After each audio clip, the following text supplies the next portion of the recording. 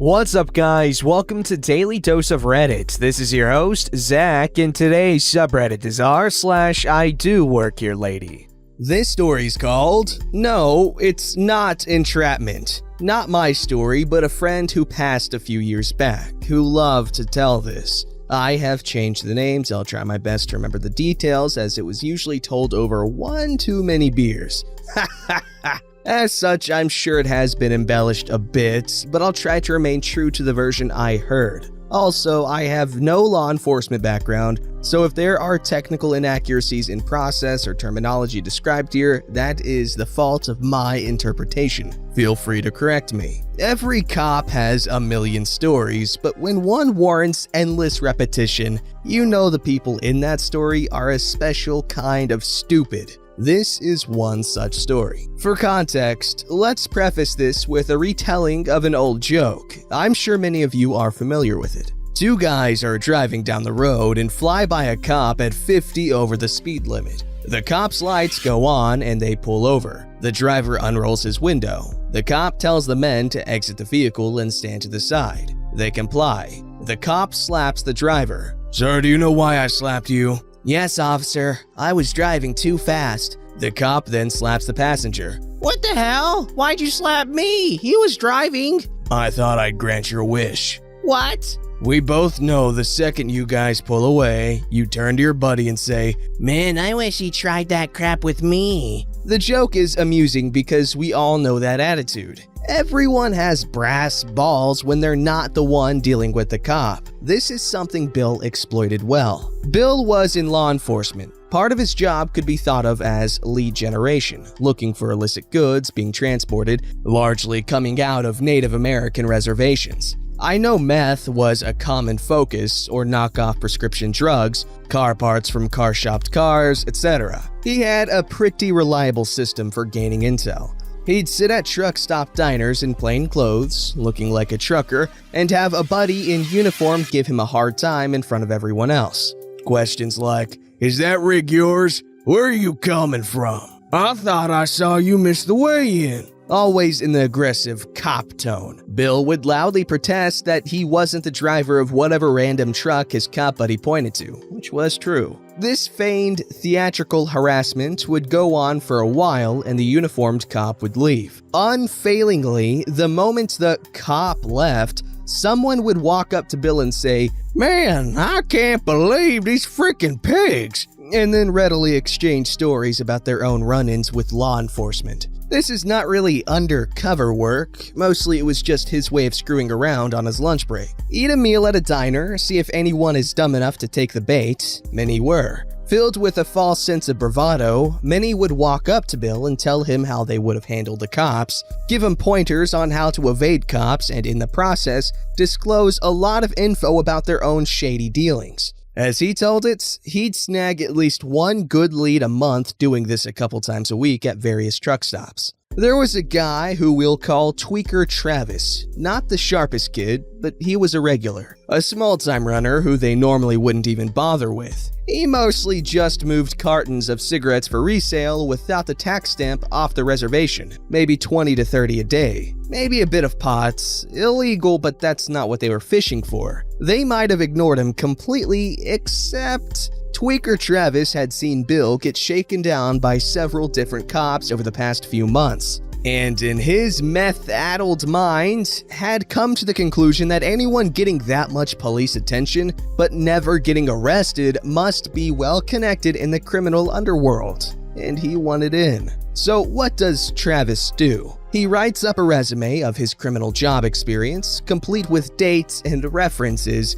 and hands it to Bill. Yes, he put his criminal jackets in resume form, properly formatted and everything, complete with names and phone numbers to all of his petty crime buddies, and handed it to a cop. In it, he confessed to several local burglaries, and Bill was forced to arrest him. Normally, when the badge and handcuffs came out, most people would realize they done messed up, but not our boy Travis. At first, he laughed. "Come on, man, quit screwing around. I know you ain't no cop." The cuffs go on and they walk toward the police car. But Tweaker Travis is falling deeper into denial. He's seen too many movies, and fiction and reality are pretty blurred in his current state of mind. Whoa, you guys have cops on your payroll? Man, I knew you were connected, but I had no idea you had that kind of pull around here. So what are you guys moving? Travis is back in the car, Bill is in the front, obviously, and they're driving down the road to the police station. So hey man, where we going? Do I have an interview or something to start running for you guys?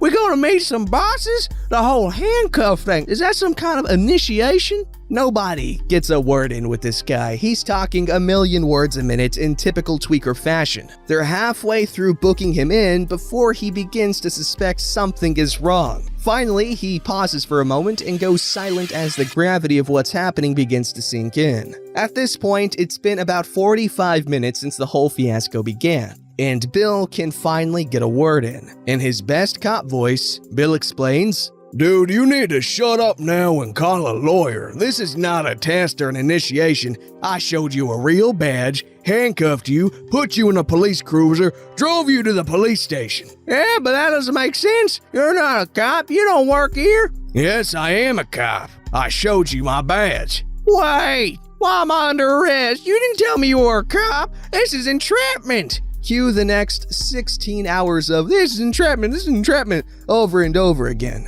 One of the other cops there, after Bill left, apparently recorded it and made it into a techno remix that became the unofficial department ringtone for a while, before it was officially deemed unprofessional, potentially problematic legally, but funny as hell in a memo. If anyone reading this has a copy, please personal message me. I would love to post it and it would protect my source. Haha. It would have been Bill's birthday next month and I know his kids would love a copy of it. Rest in peace, Bill. Seemed like a hell of a dude. Whether he passed away in the line of duty or you choked to death on a grape. Still a really cool guy from this story. I appreciate it. I wonder how many other police officers have similar stakeout sort of tactics like this, where instead of an actual full-on stakeout, it's just, something you do on your lunch break for extra incel. Either way, really cool story. Appreciate the share. Also, thank your police officers. It's a thankless job a lot of the time, but it's one we need to have out there in our worlds. Because of people like Tweaker Tom. Actually, no. I feel like Tweaker Tom is doing a sort of victimless crime thing. The only victim is the government's greedy ass. This story's called Poor Assistant Manager Just Trying to Do Her Job, but Won't Let Me Do Mine. I had forgotten about this story, probably due to beer number 30, until my wife reminded me. Backstory: I'm an electrical engineer for a steel company. The owner who I work for has a sister and brother-in-law that own multiple McDonald's. Knowing that I also do the IT at my company, my owner one year, around 2006-07, came to me with a problem his sister was having in her home office where she ran her business. No problem, side work. I go to her house and clean everything up, get her stuff back up and running, and continue to do that each month because she is really cliquey and tends to mess stuff up bad due to impatience. Fast forward to 2008 and the recession hits. I'm over there one day and casually mention that my wife was looking for daytime work now that our youngest son is in school. She is promptly hired. A month later, and they decided to move the office to a real office instead of her, luxurious, really it was, basement. There was nothing in this office. At all. It used to be a plumber's shop. I'm promptly hired and put on retainer to get the office up and running. New computers, new printers, server, all wiring, remote access, all the bells and whistles. It took a month. Fast forward about 10 years later, and my wife is now the office manager. I'm still on a monthly retainer for all IT work needed. I've also, over those 10 years, helped in some stores when new things pop up, like adding things to the network to be able to use our local university's college kids' stipend cards, etc. All the store managers know me, all the regional managers know me, all the directors know me, and of course, the owners know me. Heck, we all go out once a year on a bus trip to Cleveland or someplace and get hammered together. Now, the night in question. My wife and I had just gotten done having a few drinks after work and were making our way back to our house about 6 blocks away when I decided to go get a dinner box from one of our McDonald's for us and our 2 sons still living with us. 2 Big Macs, 2 regular cheeseburgers, 10-piece chicken nuggets, and 4 small fries. I pull into the drive-thru and place the order. The young lady instantly comes back and says they are not accepting credit cards currently and can only accept cash. I'm confused for a second because cashless, as they call it, only goes down briefly around 2 a.m. for some audits or something, my wife says. It's 9 p.m. I have cash on me, so it isn't an issue. I get to the window and pay and ask about the cashless being down to the girl, who me or my wife don't know. McDonald's turnover rate, you get it. She briefly mentioned something about one of the readers being knocked over, so I say, okay, I'll be right in. She looks at me a little curious, but says nothing. I park and walk in the side door with my wife to try and sort out what's going on when the young lady says that I'm not permitted behind the counter. I get it, you don't know me or my wife, so I ask her to get her shift manager real fast. She does, and just my bad luck, it's an assistant manager that had just recently been promoted, and I don't know her either, nor does my wife. I try to explain that I work IT for the office, which she can see if you look over my right shoulder out the window, and that I was going to look and see what was going on with cashless to try and get it back up. I introduce my wife by name and mention that she's the office manager at the main office, and I point and can vouch for me. She still isn't letting me behind the counter. I'm not angry or upset about this, as she really is just doing her job, and nicely as well. I nod understandingly and pull out my phone. I swipe through my contacts and stop at the store manager and bring it up and show her, asking if we should call her by name. I swipe through my contacts again to the regional manager and do the same, showing her my phone and calling her by name. I then do the same thing with the director of operations and then both owners. I finally just said, pick one. I know cashless is the main payment method and every moment it's down costs quite a bit. The light bulb went off and she nodded. My wife, the beautiful social butterfly she is, strikes up a conversation with the newly promoted assistant manager and starts talking shop as I head to the drive-thru to begin diagnosing things. Someone had accidentally knocked over one of the card readers, and they aren't small, and somehow pulled the cords out. A quick inspection revealed that the female RJ45 port had somehow got multiple of the contacts bent. Bad. Some were shorting together. Others bent down in a way there was no way to make contact with the male cord itself. I'm assuming the ones that were shorting were causing the main hub of it to flip out, so I set about trying to bend the pins back into shape, somewhat. I plug everything back in, reboot it, and voila! Cashless is back in about 5 minutes. The assistant manager thanks me, and I just say to leave a little note that I was there and what I did. My wife says she'll also mention it in the office to the regional managers. I got an attaboy from the owners for that one, and a free chocolate shake. My boy over here calling it an RJ45 port when he could have just called it Ethernet.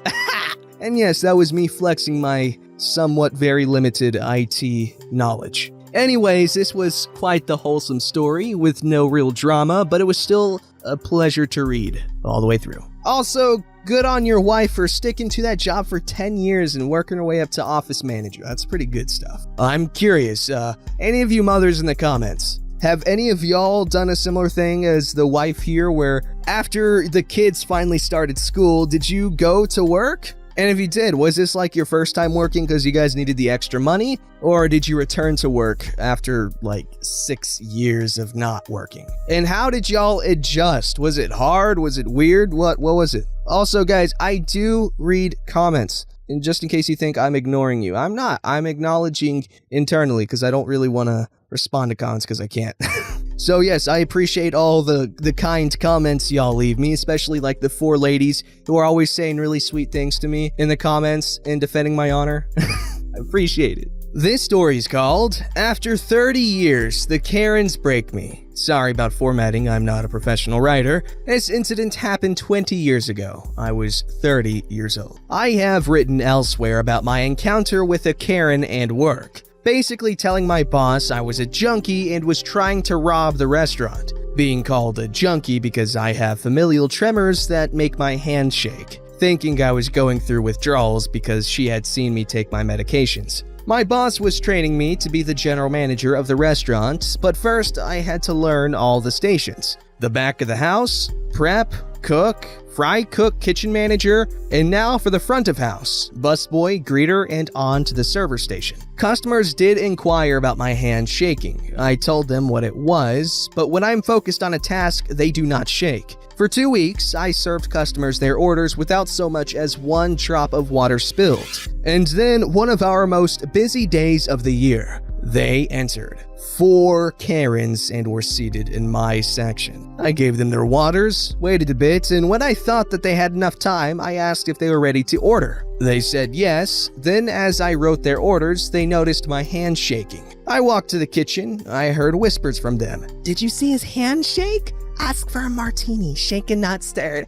I bet the kitchen saves money on blenders. As always, that's so mean. As always, I took a deep breath and let it go. All my life, I was made fun of because of my familial tremors. In school, kids would slap my lunch tray out of my hands and say, "You need to get those shaky hands under control." When I would pick up my tray, sometimes they would spill milk on my head. But I learned to take it because being bullied had followed me all my life.